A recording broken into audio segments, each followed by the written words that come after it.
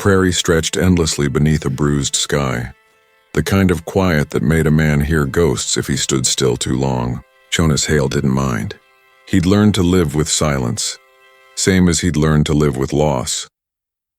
Each morning he rose before dawn, worked the fences, and talked to no one but the wind.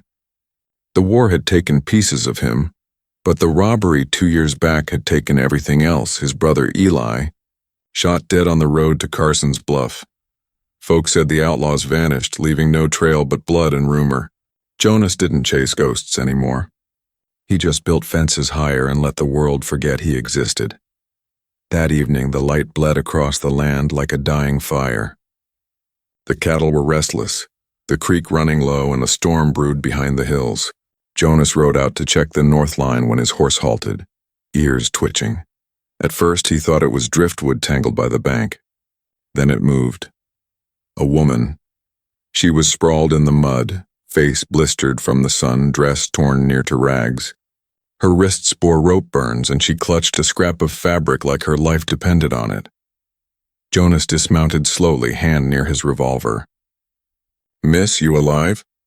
Her lips moved, cracked and dry. "Please." He crouched beside her, saw the tremor in her breath, the fever sheen on her forehead. She wasn't just lost. She'd been running. Jonas fetched water from his canteen and held it to her mouth. She drank greedily, then choked, coughing hard enough to shake. When her eyes opened, he caught the flicker of something wild and frightened in them, like she expected him to strike her. "I'll take you to town," he said. "Doc'll fix you up." At that she recoiled, shaking her head. No town," he frowned. "You'll die out here." "Then let me." Her voice was barely a whisper, hoarse and broken. "I ain't fit to be saved." Jonas studied her jaw tight. There was dirt on her cheeks. Blood dried along her hairline, but beneath all that, he saw the faint trace of what she might have been once. A woman who'd known laughter. Gentleness. He'd seen this kind of ruin before. "Can you stand?" She didn't answer, so he lifted her himself, light as a scarecrow, and set her on his horse. She went limp against him, whispering something he couldn't quite catch. A name, maybe, or a prayer. The ride back was slow and silent. The wind carried the smell of rain, and far off thunder rumbled like a warning. By the time they reached the ranch house, the first drops were falling. Jonas laid her on the couch inside, stoked the fire, and found an old blanket. Her pulse was weak but steady. When she stirred again, her eyes darted to the revolver on his hip. "You gonna turn me in?" she asked faintly. He frowned. "For what?" Her lips twisted into a faint, bitter smile. "You don't want to know." He poured a tin cup of water and held it out. "Name?" She hesitated, then murmured, "May Turner." Jonas gave a curt nod. "Jonas Hale." At the sound of his last name, something flickered across her face. Fear, maybe recognition, but it vanished as quickly as it came. He didn't notice. Or maybe he didn't want to. Outside, the rain began to fall harder, drumming against the roof. Inside, the room was filled with the smell of wet earth and wood smoke. Jonas cleaned the cuts on her arms, muttering under his breath. She didn't fight him, didn't flinch, just stared into the fire like she was watching memories burn. When he draped the blanket over her shoulders, she whispered again, so quiet he almost missed it. "You should have left me there." Jonas stood, his silhouette framed against the flickering firelight. "Maybe," he said finally, "but I didn't." For a long while there was only rain and the slow ticking of the clock. Jonas turned away, but her words clung to him like burrs on a coat. "I ain't fit to be saved." He'd told himself once that some souls couldn't be mended. Looking at her now, he wasn't sure if he'd just found proof of it or a reason to start believing again.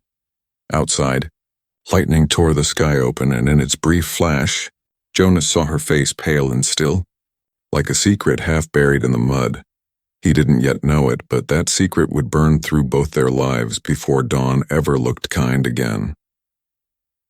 Morning came gray and heavy, the kind of dawn that blurred the line between yesterday's sins and today's chores. Jonas Hale brewed coffee strong enough to wake the dead, half expecting the woman on his couch to vanish like a fever dream. But May Turner hadn't vanished. She sat upright by the fire, wrapped in his old quilt, eyes hollow but clear. The way she held herself, too still, too careful, reminded Jonas of a deer that knew the hunter was still near. "You're lucky the fever broke," he said, setting down a tin cup. She looked at it for a long time before drinking. "Did I talk much?" "Some," he said. "Nothing that made sense." She nodded as though relieved. "Then maybe I get to start over." Jonas didn't answer. He wasn't the kind of man who believed in starting over. By mid-morning, he saddled his horse to ride into town for supplies, leaving her strict instructions to rest. When he came back, he found her sweeping the porch, bare feet dusty, the wind tugging at her hair. "I said rest," he muttered. "I'm working," she said without looking at him. "Feels better than thinking." He opened his mouth to argue, then saw the tremble in her hands and decided against it. Over the next few days, she earned her keep in silence, mending shirts, feeding the hens, patching the roof alongside him. She never asked for more than food and a place to sleep in the hayloft. When she laughed once, quiet and short, at his mule's stubbornness, it startled them both. The town, however, didn't find any of it amusing. By the third week, whispers drifted up the valley like smoke. The saloon girl from Carson's Bluff hiding out at Jonas Hale's place. The same girl who'd run with the gang that killed his brother. Jonas heard it at the feed store, the barber's chair, the blacksmith's forge, each retelling a little darker than the last. "You got a heart too big for your own good." "Hale," the blacksmith warned, hammering iron flat. "That woman's got blood on her hands." "Don't let her stain yours." Jonas said nothing. But that night he worked the corral till moonrise, his thoughts loud as thunder. When he came back to the house, he found May sitting on the porch steps, the locket glinting in her hand. "Didn't mean to pry," Jonas said, noticing it. "Keepsake?" May froze, fingers tightening around it. "Something like that." The way her voice cracked told him it was more. She tucked it away before he could ask again, then stood. "You should let me go, Jonas. Folks talk too much." "Let 'em," he said simply. "You're earning your stay." She stared at him for a long moment, as if trying to read what kind of man he was, or maybe what kind of fool. That night, when she thought he was asleep, May sat by the dying fire and opened the locket. Inside lay a faded sketch of a young man smiling beneath a broad-brimmed hat, Eli Hale. Her breath hitched and guilt rose like bile. She had taken that locket off his body the night of the robbery, shaking, bleeding, terrified. She hadn't wanted to. She'd wanted to help him, to stop the others. But fear had chained her, and when the shooting started, all she'd done was scream. Now she carried the proof of her sin close to her heart. The next day, the marshal rode up to the ranch. A heavy man with gray in his beard and suspicion in his eyes. "Mornin', Hale," he said. "Word is you've got company." A woman matching the description of a wanted accomplice. Jonas's jaw tightened. "She's no outlaw, just a drifter." The marshal's gaze swept the porch. "Drifters don't hide, and they sure don't have the whole town whispering." May stepped out before Jonas could speak. "Marshal," she said softly. "If you're here for me, I'll go." Jonas turned, surprise flickering in his eyes. But the marshal only spat and said, "Not today. I ain't got proof yet." He tipped his hat. "But I will." When he rode off, the air felt colder. May looked down, voice trembling. "You should have let him take me." Jonas's reply was quiet, deliberate. "I don't hand people over on talk." She blinked hard, holding back tears. "You don't know what I've done." "Then tell me," he said. But she just shook her head, retreating into the barn shadows. Jonas watched her go, the sound of the marshal's warning echoing in his mind. He didn't yet know it, but the truth she carried was already sitting under his roof, wrapped in a small blood-stained locket. And when it came out, it would break them both. The days rolled by slowly and dusty, marked by the scrape of a shovel and the creak of leather. May Turner worked hard, harder than any hired hand Jonas had ever known. She never complained, never asked for coins, and spoke only when she had to. If guilt had a sound, Jonas figured it would sound like silence. He'd catch her sometimes standing by the creek where he first found her, staring at the water with that far-off look that meant she was somewhere else entirely. When he called her name, she'd blink, smile faintly, and turn back to the task at hand. Still, she began to change. The hollows under her eyes softened, color returning to her face. She laughed more than once, soft, uncertain, like someone learning a forgotten language. And Jonas, he found himself waiting for those small moments. He'd tell himself it was just decency, the way a man might look after a wounded animal till it could stand again. But when she brushed his sleeve or thanked him in that quiet, trembling way, something deeper stirred, a warmth he'd thought long dead. One afternoon, while fixing a stretch of fence in the back pasture, Jonas handed her a nail pouch. "You're getting better with that hammer," he said. May grinned faintly. "I was raised in a saloon, not a stable. I'm learning slowly. Slow's fine," he said. "Last longer that way." She paused, studying him. "You really believe that?" He met her eyes steady as the sun above. "I try to." For a moment the air between them softened. Then the wind shifted, carrying the smell of wild sage and something unspoken. May turned away first. That night she mended his torn shirt by lamplight. He sat across the table, rolling a cigarette he never lit. "You don't have to do that," he said. "I know." Her fingers were nimble, careful. The needle flashed in rhythm to the ticking clock. When she was done, she folded the shirt neatly, then hesitated. "You ever lose someone, Jonas?" His jaw flexed. "My brother." Her hands froze. "I'm sorry. Don't be. Nothing you could have done." She swallowed hard. "How'd it happen?" Jonas didn't look up. "Stagecoach robbery 2 years back? They say the gang left him behind, shot dead while trying to shield a passenger." May's breath hitched. He was brave. Too brave," Jonas murmured. Didn't know when to let go. Silence settled like dust. Then with trembling hands, May set the shirt aside. "I think I should tell you something." Jonas glanced up. The firelight caught her face, pale and haunted. "I was there," she whispered. "That day. The robbery." For a long moment, nothing moved. The clock ticked. Outside, wind rattled the shutters. Jonas rose slowly, eyes darkening. "Say that again," May's voice broke. "I didn't want to be. They forced me." He slammed a hand against the table, the sound sharp as a gunshot. "You were there when my brother died?" Tears welled in her eyes. "Jonas, please." He stepped back, shaking his head like the words themselves were poison. "You're telling me I took in the woman who stood by while they killed him?" "I tried to stop it," she cried. "They would have shot me too. I swear I never meant for anyone to die." Jonas turned away, chest rising hard. For the first time since the war, he felt the old fury clawing up from his gut. "Why'd you come here?" he demanded. "To finish what you started." She shook her head, sobbing. "I didn't know who you were. I just ran. I was dying and you—" Her voice faltered. "You were kind." He stared at her, torn between the urge to throw her out and the sick ache twisting through him. Finally he spoke, voice low and rough. "Get out!" May flinched. "Jonas, I said get out." She stumbled toward the door, clutching the locket against her chest.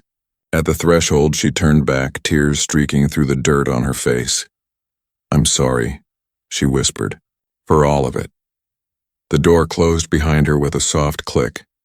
Jonas stood there, staring at the space where she'd been. Outside, the wind howled across the plains, carrying the scent of rain and loss. He sank into the chair she'd just left, his hands trembling. On the table lay her sewing needle, glinting in the lamplight, a small, sharp reminder that mercy always comes with a wound.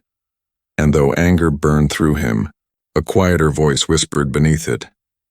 "She told you the truth, that somehow, hurt worse than the lie. May didn't go far. The storm broke that night, chasing her across the open plain until the rain turned the dirt to rivers of mud. Her thin dress clung to her skin, the cold biting to the bone.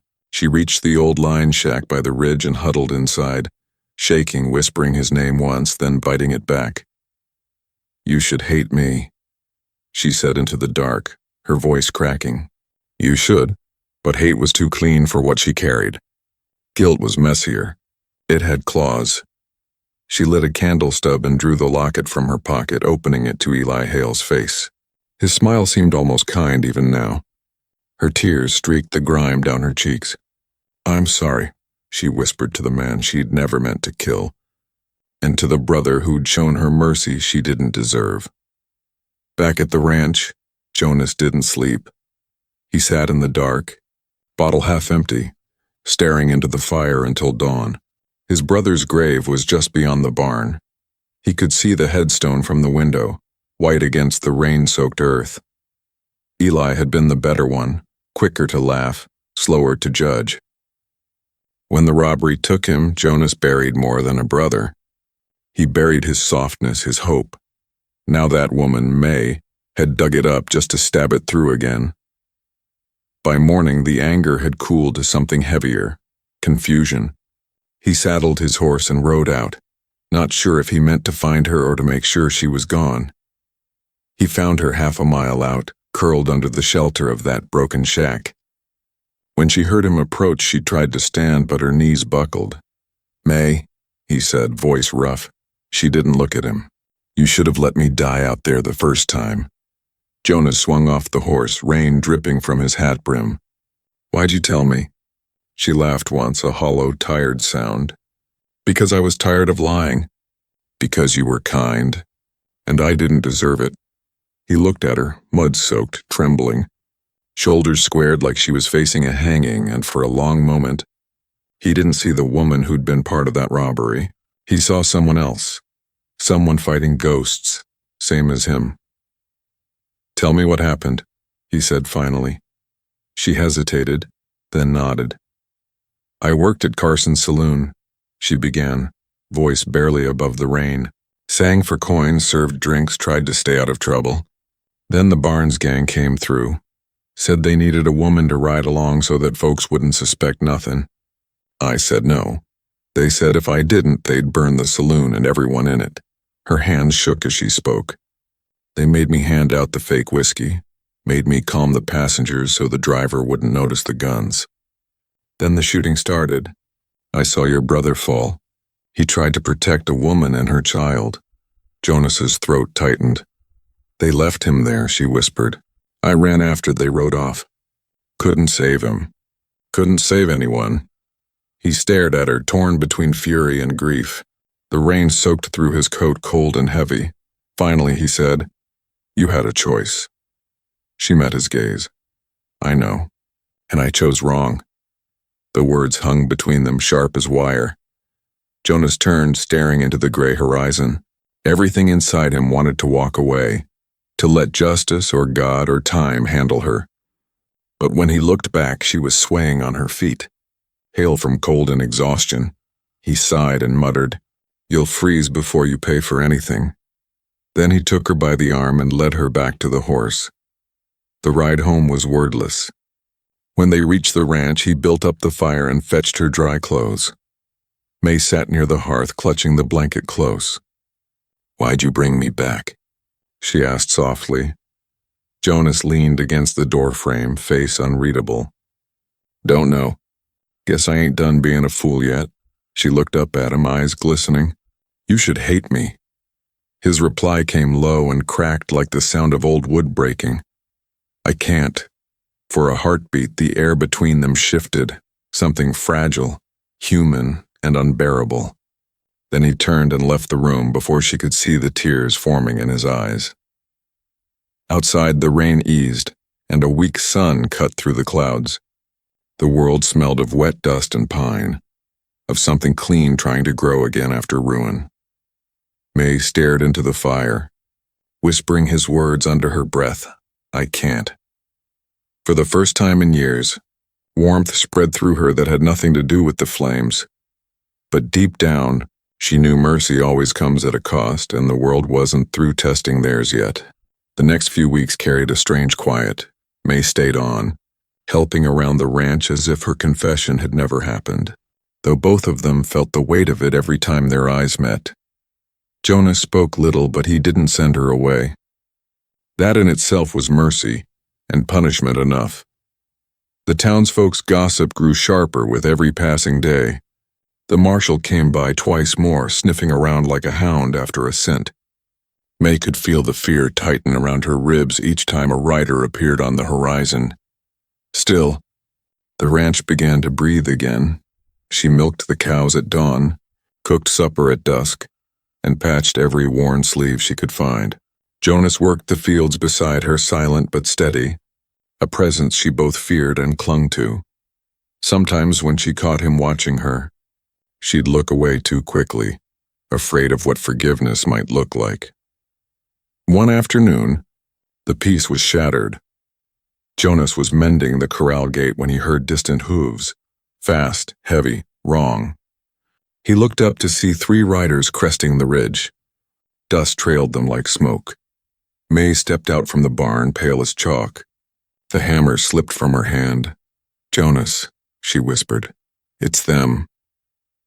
He didn't have to ask who. The look in her eyes told him everything. By the time the riders drew near, Jonas had his rifle leveled. The lead outlaw, scar over his left cheek, grin like a knife, tipped his hat. "Well, ain't this a cozy sight," he drawled. "Didn't expect to find our canary hiding on a farmer's porch." Jonas's finger tightened on the trigger. "You got business here, you say it quick," the outlaw chuckled. "That woman there's got something of ours, her tongue. She starts singing to the marshal, we hang. So we're here to cut the song short." May stepped forward, trembling. "I ain't said a word. Just leave." "Can't do that, sweetheart," he spat into the dirt. "You come with us quietly, and we might let your friend keep his skin." Jonas shifted, blocking her with his body. "You're not taking her." The grin faded. "You sure you want to die for her, mister? That's a lot of loyalty for a whore who helped kill your brother." The name hit like a bullet. May gasped. Jonas's jaw clenched so tight it hurt, but his voice stayed low, deadly calm. "You best start riding." The outlaw laughed, but there was no humor in it. "We'll be back when you ain't looking."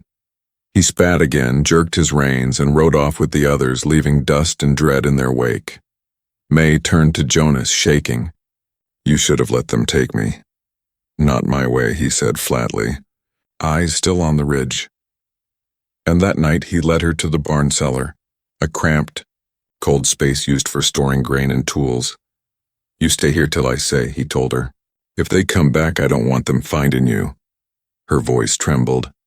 "If the marshal learns you're hiding me, let me worry about that." When she reached for his arm, he froze. "Jonas, and if they kill you because of me?" He met her eyes, voice steady but tired. "Then I reckon I made my choice." The words broke her. She sank to her knees, tears spilling freely. Jonas crouched beside her, hesitated, then brushed a thumb across her cheek, wiping one away. "Stop apologizing," he murmured. "You've done enough of that for a lifetime." The next morning, the marshal arrived. His horse kicked up dust as he dismounted, scowled deep under his hat. "Hale, I warned you. Those men are still out there, and if you're protecting that woman—" Jonas cut him off. "She's not here." The marshal squinted. "You sure about that?" Jonas met his gaze. "You got no proof. No warrant. You want to drag a wounded woman back to the gallows on hearsay, you do it without my help." The marshal studied him for a long moment, then spat in the dirt. "You're playing with fire, Hale. A man doesn't protect a sinner unless he's starting to believe she's worth saving."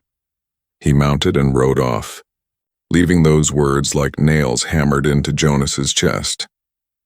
That night, Jonas sat by the barn, rifle across his knees, watching the horizon. Inside, May hid in silence, clutching Eli's locket so tight her palm bled. She prayed, first for him, then for herself, though she wasn't sure which of them needed saving more. Outside, Thunder rolled far away. Jonas closed his eyes, feeling the weight of his brother's ghost and the warmth of the woman he should have turned away. He knew now that protecting her wasn't just mercy, it was defiance. Against vengeance, against the law, against himself. And when the storm came again, he'd stand between her and the bullet, no matter what it cost. Night settled like a warning. The wind carried the scent of rain and something sharper, smoke maybe. Jonas Hale sat on the porch, rifle across his knees, lantern burning low beside him. Every sound, the creak of wood, the shuffle of hooves in the corral, set his pulse to a hard rhythm. May was hidden below the barn, crouched in that cramped cellar with a single candle stub and the memory of his voice telling her to stay quiet. No matter what, she hadn't slept for 2 nights. Her hands trembled as she held the locket, whispering every prayer she'd ever known. Though she doubted heaven still listened to women like her. Somewhere out in the dark, coyotes howled.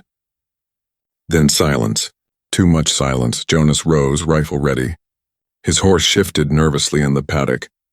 He scanned the ridge, nothing but black horizon, until a flicker caught his eye. A spark, then another. The barn roof glowed red. May. He sprinted across the yard as fire bloomed, devouring dry timber like kindling. Bullets cracked from the darkness. Jonas dove behind a trough, splinters flying. The outlaws had come back. Inside the cellar, May smelled the smoke first. It seeped through the floorboards, curling around her like a hand. She heard shouting above Jonas's voice, hard and desperate, and the gunfire that followed. Fear tightened her chest, but something else rose beneath it. Resolve. She grabbed the lantern and climbed the ladder, coughing as she shoved open the trapdoor. The barn above was an inferno, heat roaring, smoke thick enough to choke. Jonas stood near the entrance, firing toward the fields, the orange glow painting him in chaos and grit. "Get back down," he shouted when he saw her. "I'm not hiding while you burn." She ran to the workbench, grabbed the shotgun he'd left there, and pumped a shell with trembling hands. Another bullet whined past her ear. She fired back, the kick nearly knocking her over. Jonas turned, fury flashing in his eyes. "You'll get yourself killed. Then I'll die trying to make something right." She screamed over the roar. Another shot cracked. Jonas spun, grunting as the bullet grazed his shoulder. He staggered, clutching the wound. May dropped the shotgun and lunged toward him, dragging him behind a bale of hay already smoldering. "Hold still," she said, pressing her hand to the bleeding cut. He grimaced. "Ain't deep. Don't lie to me," he gave a breathless laugh. "Bossy for a criminal." She blinked through tears. "Guess I learned from the best." Outside, one of the outlaws yelled, "How Hale! Hand over the girl and we'll let you live." Jonas's jaw tightened. "You hear that?" he muttered. "They're offering me a way out." May's voice broke. "Take it." He looked at her, eyes fierce even through the pain. "No, Jonas, I already told you." "I made my choice." The fire raged higher, beams cracking. Jonas pushed her toward the back door. "Go, through the fence line. I'll hold him." She shook her head. "Not again. I ain't running this time." Before he could argue, she slipped around the barn, circling behind the outlaws. Her breath came in ragged gasps, the night air thick with smoke. She found a fallen board and swung it hard into the first man's back. He went down with a curse. Jonas, hearing the scuffle, aimed and dropped the second with a clean shot to the leg. The third turned his gun toward May, but she was faster, hurling a lantern straight into his chest. It shattered, flames engulfing his coat. He screamed and fled into the dark. The sudden silence was deafening. Jonas staggered toward her, clutching his bleeding shoulder. The barn roof groaned, then collapsed inward in a storm of sparks. He grabbed May and pulled her clear just as the fire swallowed what was left. They fell hard into the dirt. For a long moment, neither spoke, just gasped, coughed, clung to life. When May finally looked up, the entire barn was gone. The sky glowed red above them, smoke drifting like ghosts. Jonas's blood slicked her hands, but his breathing was steady. "You fool," she whispered. You saved me again." His voice came rough, faint. "You saved me first." She pressed her forehead to his, trembling. "No one's gonna believe that." "I don't care who does." The last of the fire hissed low. May tore strips from her skirt and bound his wound as best she could, working through tears and ash. He winced but didn't protest. By dawn, the fire was out, leaving only blackened earth and ruin. May sat beside him, soot streaking her face, whispering prayers that sounded more like apologies. Jonas stirred once, voice weak. "Don't you disappear again?" She nodded, biting her lip to keep from crying. "I won't." The light broke over the horizon, pale and trembling, the kind of light that always comes after things survive what they shouldn't. May looked at him, broken and bleeding but alive, and felt something fierce settle in her chest. Maybe she couldn't erase what she'd done, but she could fight for what was left, and for the first time in her life that felt enough. By the time the marshal's posse reached the ranch, the fire had burned itself to ash. Smoke still drifted from the ruins of the barn, curling over the hills like the last breath of something sacred. Jonas sat against the corral post, pale but upright, his shoulder wrapped in bandages torn from May's dress. She stood beside him, her face streaked with soot, eyes hollow from the night's terror. The marshal swung down from his horse, taking in the scene. "Hell's bells, Hale. Looks like you fought the devil and won." Jonas's tone was flat. Almost didn't. His gaze drifted to May, who stood silent, clutching the blood-stained locket in her hands. The marshal noticed it too. "That belongs to Eli Hale, don't it?" May froze. Jonas's jaw tightened. "It was found on her the night of the robbery," the marshal said, voice cautious but not cruel. "That's what tied her to the gang." May swallowed hard, then stepped forward. "It's true, I took it. I couldn't leave him there, not after." She shook her head. "But it wasn't mine to keep." She turned to Jonas, trembling as she held it out. "He tried to protect me." "I never forgot that." I never stopped seeing his face. Jonas's eyes softened, something shifting behind the pain. The marshal crossed his arms. "Those outlaws, what's left of them, are sitting in my jail right now. Your testimony could hang them." May hesitated. "If I talk, folks'll know I was part of it." "They already do," Jonas said quietly. "But maybe it's time they knew the truth too." She looked at him, eyes wide. "You'd stand by me?" He nodded once. "You saved my life last night." My brother would have called that even. May blinked back tears, then lifted her chin. "Then I'll talk." 2 days later, the small courthouse in Carson's Bluff filled with more people than it had seen in years. The townsfolk crowded the benches, whispering behind their hands as May Turner took the stand. The marshal questioned her first. She told everything, how the Barnes gang had cornered her, threatened her, used her to lure passengers into the trap, how Eli Hale had fought back to protect them, how she'd screamed for them to stop and was knocked down before the shots rang out. Each word felt like peeling back her own skin, exposing what she'd buried for years. When the defense tried to paint her as a liar, Jonas rose from the back of the room, voice steady as a rifle crack. "She's telling it straight. Those men came back for her, tried to kill us both. She fought beside me." The room fell quiet. When the verdict came down, the Barnes gang was sentenced to hang, and Eli Hale's name, once whispered in doubt, was cleared, but May didn't stay to hear the applause that followed. She slipped out through the side door as the crowd pressed in. The sky outside was wide and pale, the wind smelling of sage and smoke. Jonas found her by the hitching post, hands shaking as she packed her small bundle. "You running again?" he asked softly. She turned, tears glimmering. "I can't stay, Jonas.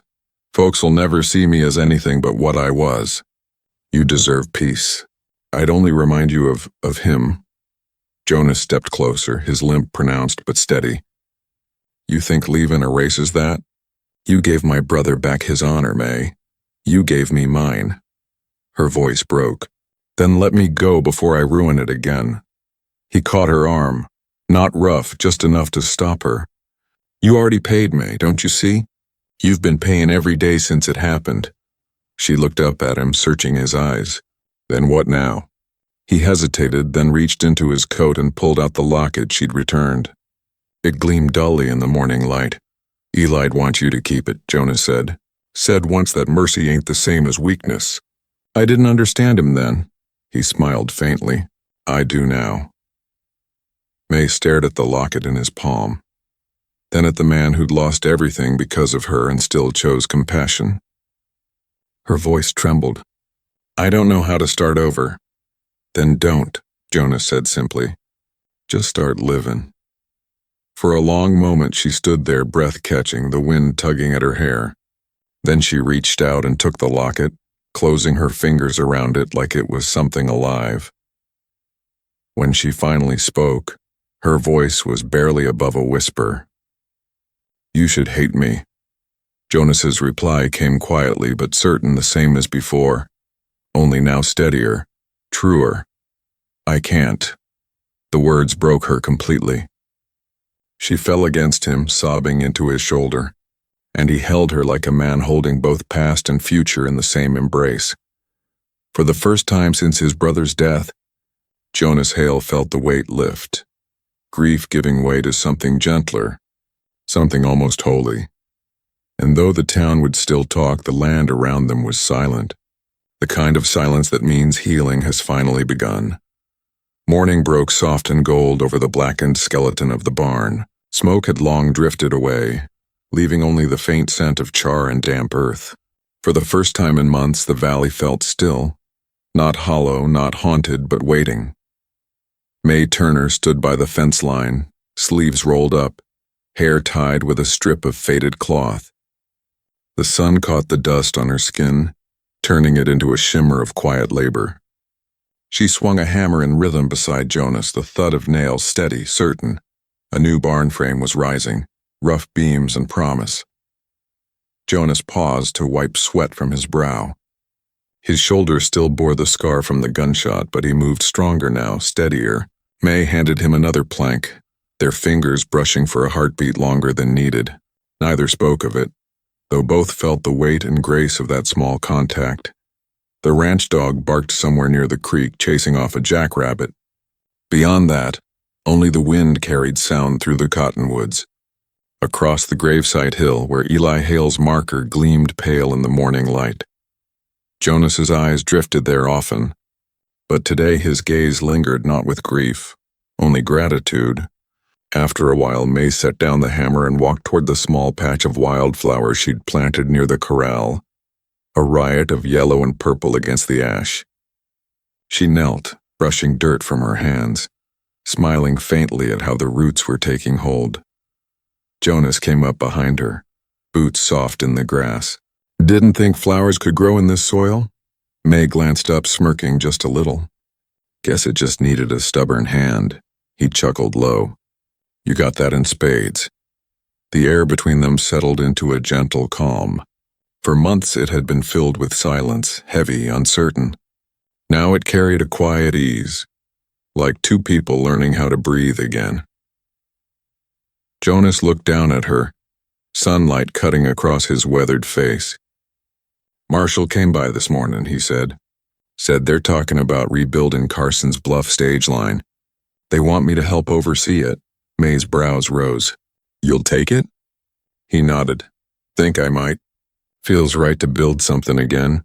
She smiled softly. Then I reckon you should. Jonas studied her for a moment. What about you, May? You planning on staying? The question hung in the air, fragile as a prayer. May looked toward the horizon, the mountains blue and endless, the trail winding out like a ribbon of escape. She dreamed of running again, of disappearing somewhere no one knew her name. But for the first time, that urge didn't come with freedom. It came with fear, fear of losing this fragile piece she'd found. I don't know, she whispered. All I ever did was survive. I ain't sure how to live. Jonas leaned on the fence, arms folded. Living ain't about knowing how. It's about trying again when the world says you don't deserve to. May's eyes filled with quiet light. You talk like a preacher, he smiled. Nah, just a man who's been wrong enough times to start getting it right. They both laughed softly. a sound that startled even the horses, as if they hadn't heard joy here in years. That evening, when the sun sank low and painted the ranch in copper, May carried a lantern up to Eli's grave. She placed the locket there, not to bury it, but to let it rest. "I'll carry the memory," she murmured, "but not the shame." Jonas stood a few paces behind, watching her silhouette against the fading sky. When she turned, he offered his hand. She took it. They walked back toward the house, the porch light flickering, fireflies rising from the grass. Inside, supper waited, 2 plates, 1 stew pot, and a loaf of bread still warm from the stove. Simple things, honest things. Jonas poured her coffee and said quietly, "Forgiveness ain't forgetting. It's learning to live again." May met his gaze, a tear sliding down, but not from sorrow. "Then I guess we're both learning." Outside, the crickets sang and the stars began to bloom above the charred beams of the half-built barn. The land was scarred but alive, much like the 2 souls who now called it home. May leaned against the doorway, eyes glinting in the lantern light. "Jonas?" He looked up from his cup. "Yeah?" She smiled, a small radiant thing that felt like sunrise. "Thank you for not hating me." Jonas set the cup down, stepped close, and brushed a strand of hair from her face. "Wouldn't have done me any good," he said softly. "Hate just keeps you where you fell. Love's what gets you back up." Her breath caught and she nodded, the last of her defenses finally giving way. Outside, dawn broke early the next morning, casting long beams through the rebuilt rafters. May Turner walked out into the light, barefoot, the air cool and sweet around her. For the first time in years, she didn't look over her shoulder, and Jonas Hale watched her from the porch, knowing that forgiveness, real forgiveness, had turned 2 broken lives into something whole again. As the sun crested the hills, she smiled. This time, it stayed. If you felt this story deep down, don't forget to like, share, and subscribe for more heartfelt Wild West tales. Every click helps these stories ride a little farther down the trail. See you in the next one.